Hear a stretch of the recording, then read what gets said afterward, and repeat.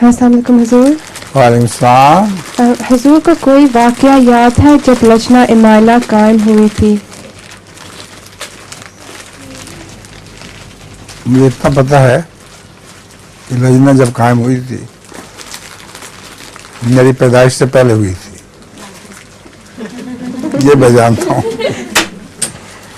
پیدائش کے بعد کے جو واقعات ہیں وہ یہ ہیں، میری امی بھی بڑی ایکٹیو ممبر تھی لجنہ کی. ہمارے گھر لجنہ کے اجلاس ہوا کرتے تھے، یہاں تک کہ ہم ان اجلاسوں سے تنگ آ جایا کرتے تھے. صبح صبح عورتیں اکٹھی ہو جاتی تھیں ہمارے سین میں، اور ہمارے سوتے سوتے ہم اپنے لحاف منہ میں ڈال لیا کرتے تھے. وہ پھر بھی تنگ بہت کیا کرتی تھیں. اور ہفتے کا دن جب وہ اجلاس ہوتے تھے لجنہ کے، وہ ہمارے لیے سب سے بڑا عذاب کا دن تھا. تو لجنہ کے جو ہنگامے تھے ان میں بچپن میں تو ہمیں تکلیف ہی ہوتی تھی، اور بڑے ہو کے ہم نے دیکھا کہ اس کے نتیجے میں خدا کے فضل سے ہمارے گھر کافی رونق ہوا کرتی تھی.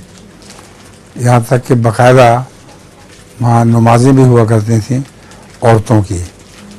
مجھے یاد ہے استانی میمونہ مرحومہ وہ نماز پڑھایا کرتی تھی، اور ہم دیکھا کرتے تھے ماشاءاللہ کہ بہت دور دور سے عورتیں آ کر ان کے پیچھے نماز پڑھا کرتی تھیں.